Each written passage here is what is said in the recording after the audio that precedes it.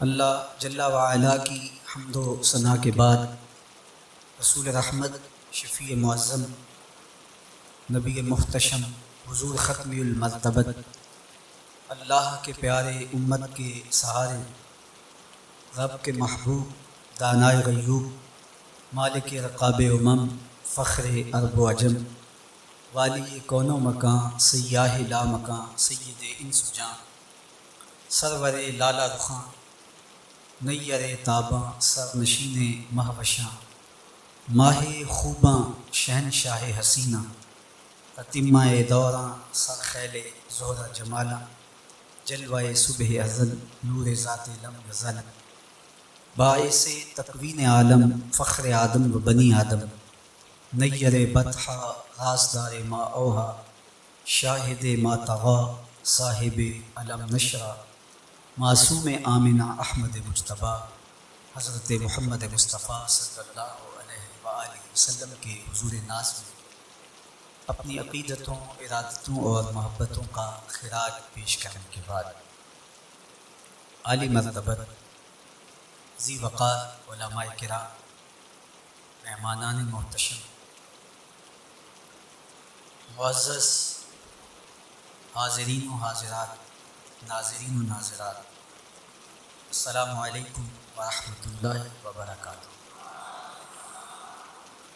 کتاب رحمت قرآن مجید نے ہمیں مخاطبت کرتے ہوئے ارشاد فرمایا، وَكَذَلِكَ جَعَلْنَاكُمْ أُمَّةً وَسَطًا، کہ ہم نے آپ کو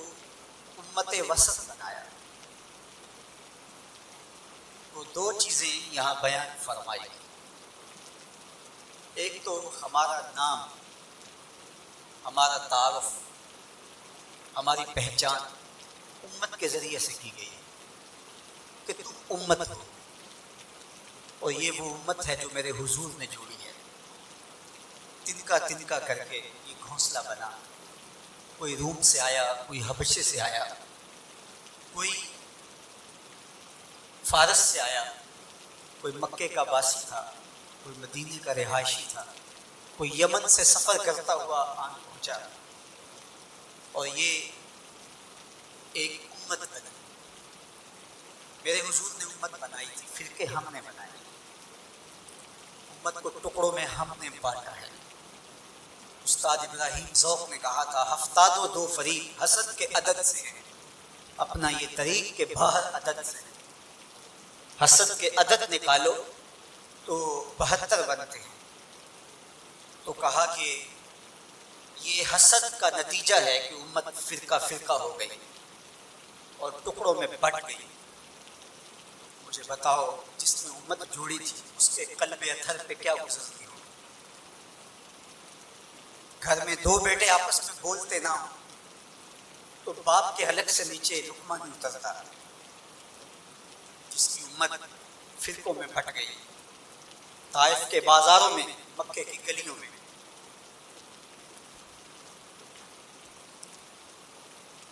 اور کہاں کہاں میرے حضور نے اس امت کے لیے دکھ جھیلے، تکلیفیں سے، تو یہ امت ٹکڑوں میں بٹ گئی۔ حضور سے ہمیں معافی مانگنا ہوگی، چھوڑ کے آپ کا دامن رحمت، آقا ہم سے بھول ہوئی، کھو دی اپنی قدر و قیمت، آقا ہم سے بھول ہوئی، دیکھ ہماری آنکھ مچولی، اپنے سینے اپنی گولی، بھول گئے ہم درس اخوت، آقا ہم سے بھول ہوئی، بن گئے سیم و زر کے بندے، تن کے اجلے من کے گندے، لٹ گئی ہم سے فقر کی دولت، آقا ہم سے بھول ہوئی، دنیا کے ٹھکرائے ہوئے ہیں تیرے در پہ آئے ہوئے، کھول دے اپنا باب رحمت، آقا ہم سے بھول ہوئی۔ ہم سے غلطی ہوئی کہ ہم ٹکڑوں میں بٹ گئے، ہم گروہوں میں بٹ گئے، اور اس کا نتیجہ کیا ہے؟ آج پوری امت زخم زخم ہے، پوری امت لہو لہو ہے۔ کہا تمہاری ہوا اکھڑ جائے گی اگر تم نے حبل اللہ کو چھوڑ دیا، اللہ کی رسی کو چھوڑ دیا، تم نے رسول کے دامن کو ترک کر دیا، تم گروہی تقسیمات پہ یقین رکھنے لگے، تم نے 1.5 اینٹ کی مسجد کھڑی کر دی، تم تقسیم اندر تقسیم کے عمل سے گزرتے رہے، تم امت سے فرقہ، فرقوں سے جماعتیں، جماعتوں سے لابیاں، اور لڑکتے لڑکتے تم ٹکڑے ٹکڑے ہو گئے، تم کرچی کرچی ہو گئے،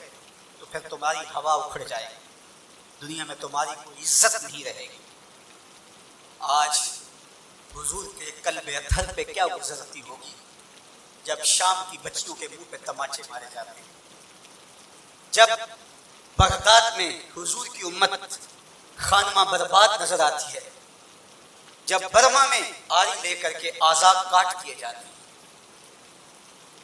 جب دشت لیلہ سے لے کے کندھار تک اور غزہ سے لے کے کشمیر تک لاشیں ہی لاشیں بکھری ہوئی نظر آتی ہیں، بستی بستی، کریا کریا، صحرا صحرا خون، بستی بستی، کریا کریا، صحرا صحرا خون، امت والے امت کا ہے کتنا سستا خون، امت والے امت کا ہے کتنا سستا خون، شام، قدس، کشمیر اور برما، کس کس کا احوال کہوں، شام، قدس، کشمیر اور برما،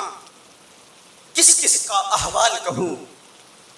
ہر سو زخمی، ہر سو لاشیں، ہر سو بہتا خون، امت والے امت کا ہے کتنا سستا، امت والے امت کا ہے کتنا سستا خون۔ آج امت لہو لہو ہے، اس پوری کائنات میں ایک انچ بھی جگہ ایسی نہیں ہے جہاں آتش و آہن برستا ہو اور وہ کفار کی سرزمین، جہاں بھی خون بہتا ہے وہ بستی مسلمانوں کی ہے، جہاں لاشیں گرتے ہیں وہ گھر مسلمانوں کا ہے، جہاں عصمتیں لٹتی ہیں وہ خطہ مسلمانوں کا ہے۔ یہ ہمارے گناہوں کی سزا ہے جو ہم کاٹنے پہ بچے، اور جب تک ہم امت نہیں بنتے تب تک رسوائیاں ہمارا مقدر ہوں گی اور ذلت ہمارا مقسوم ہے جب تک ہم کے دامن سے نہیں جڑ جاتے۔ قوت عشق سے جب دہر میں اجالا نہیں ہوتا تو پستیوں کو بلندیوں سے بدلنے کا کرینہ آپ نہیں سیکھ سکتے۔ نام محمد کو تھام کر کے، امت کی وحدت کے تصور کو اجاگر کر کے، حضور کا پاکیزہ وجود جو امت کی وحدت کا ضامن ہے، اس سے بے لوث محبت کا رشتہ اور الفت کا ربط جب تک مضبوط نہیں ہوتا تب تک ہم ان مشکلات سے کبھی بھی نہیں نکل سکتے۔ ہزار فلسفے تراش لیں، ہزار منطقیں بگھار لیں،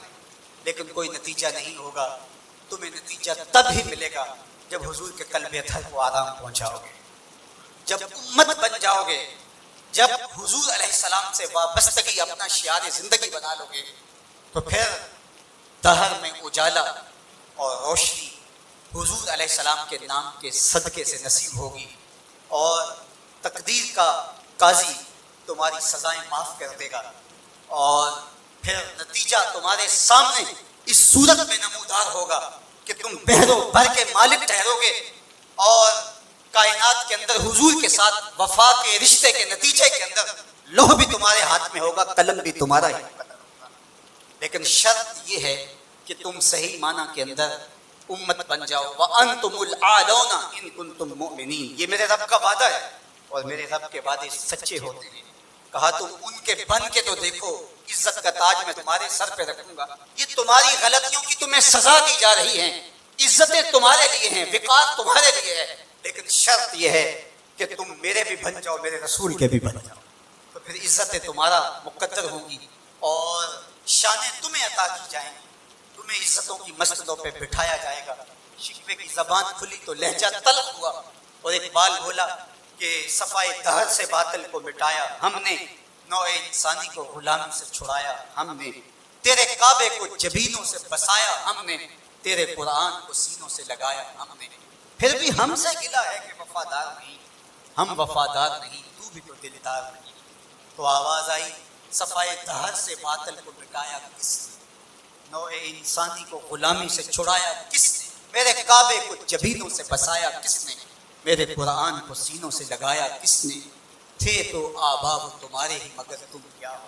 ہاتھ پہ ہاتھ دھرے منتظر فردا ہو، ہر کوئی مست مئے ذوق تن آسانی ہے،